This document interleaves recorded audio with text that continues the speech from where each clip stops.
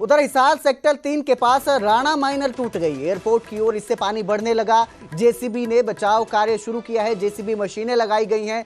लगातार बारिश से जो है इस तरह के हालात पैदा हुए हैं और लाखों एकड़ फसल जो है माइनर टूटने की वजह से खराब हो रही है। हजारों घरों में पानी घुस चुका है। ग्रामीणों ने पलायन करने की योजना बना ली है। 20 गांव में करीब 3 से 4 फीट पानी खड़ा हो चुका है। वहीं सरकार ने 276 गांवों के किसानों के लिए एक क्षतिपूर्ति पोर्टल भी खोला है ताकि वो अपनी खराब हुई फसलों के लिए यहां पे आवेदन कर सके, मुआवजे के लिए आवेदन कर सकें। आपको बता दें, गंगवा ड्रेन टूटने से रेलवे ट्रैक पर खतरा मंडरा चुका है।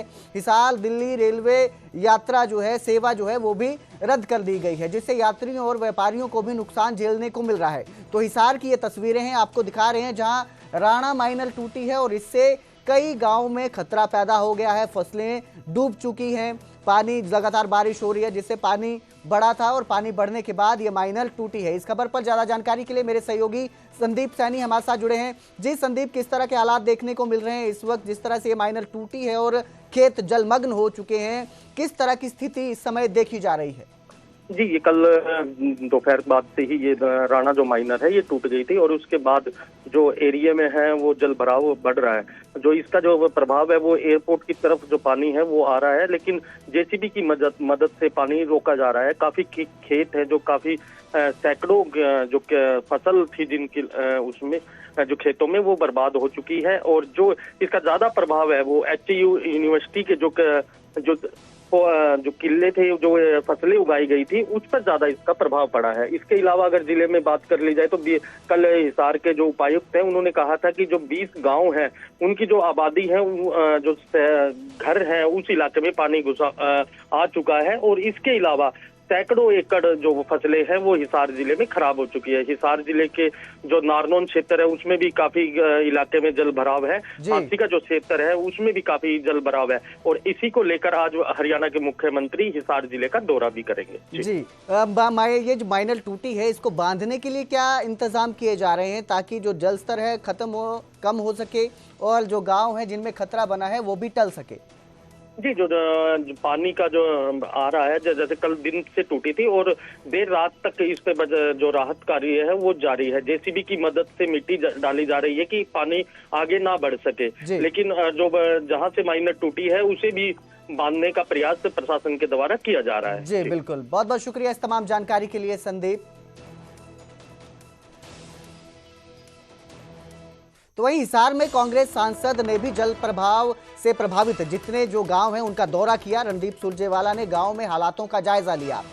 साबरवास, बधावाड़, गुराना, डाटा गांव में हालात का जायजा लिया गया। हिसार कांग्रेस भवन में उन्होंने फिर प्रेस कॉन्फ्रेंस की और सरकार पर निशाना साधा। जिस तरह की तैयारियां और जिस तरह के हालात पैदा हुए हैं उनको लेकर सरकार को निशाने पे लिया। उन्होंने कहा कि जगह जगह पानी भरा है। भिवानी रोहिला के पास घग्गर ड्रेन टूट गई है। हिसार भादरा हाईवे और सादुलपुर रेलवे ट्रैक पर भी पानी जमा है। ऐसे में उन्होंने सरकार पर निशाना साधते हुए कहा कि हरियाणा में डबल इंजन सरकार की बेपरवाही की वजह से इस तरह के हालात पैदा हुए हैं।